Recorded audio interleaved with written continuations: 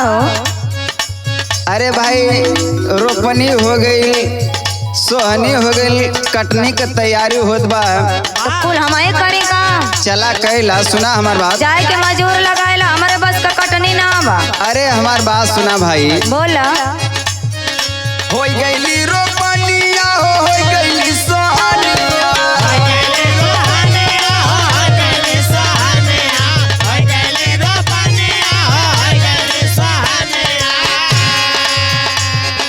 हो गईली रोपनिया हो गईली सोहनिया, कटनिया करना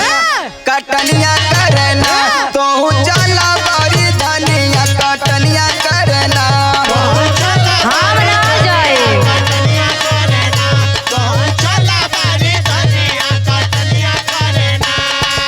समय है भाई, चला समय से काट लिहल जा धान के खेती। धान कटा चाहे खेतवा में झर जा, हमसे ना मतलब। सुना बोला। राची राची कैले बाटी सोरा हो सिंगारावा।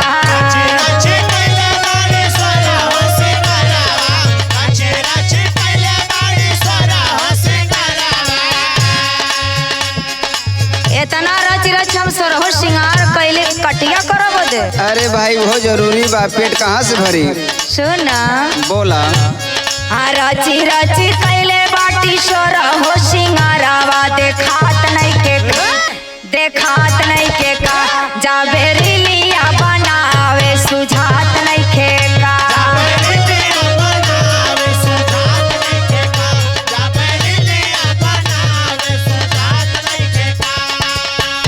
देखा हमके रील बनावे के बड़ा लेट होता। अच्छा। हमारी यूट्यूब फैमिली इंतजार करत होई। कटिया न होई धान झरी जाई धनिया।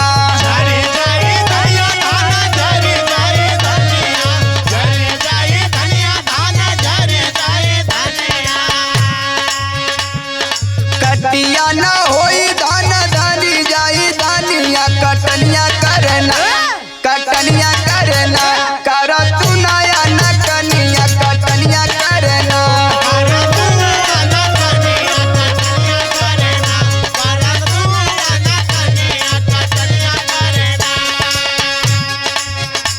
भाई मजूर आज के बेला में ना मिलत बा, सबके कटनी लगल बा, सब अपन अपन देखत बा। काहे न मिलिया? सुना। बोला।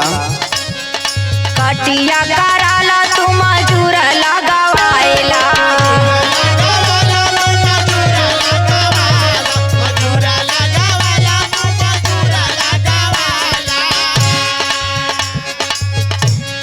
कटिया कराला तू मजूर लगावाला। देखता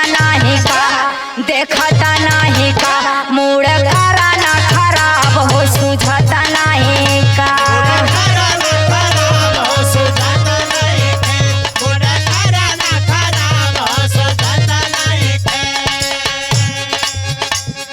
सुना, मूड खराब के मत करा, हमार बात सुना। बोला। पावन के बटई बटोर ढनावा सहुरावा।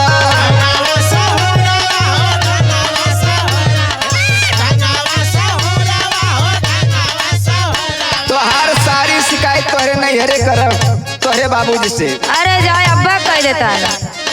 पावन के बटई बटोर ढनावा सहुरावा, कटनिया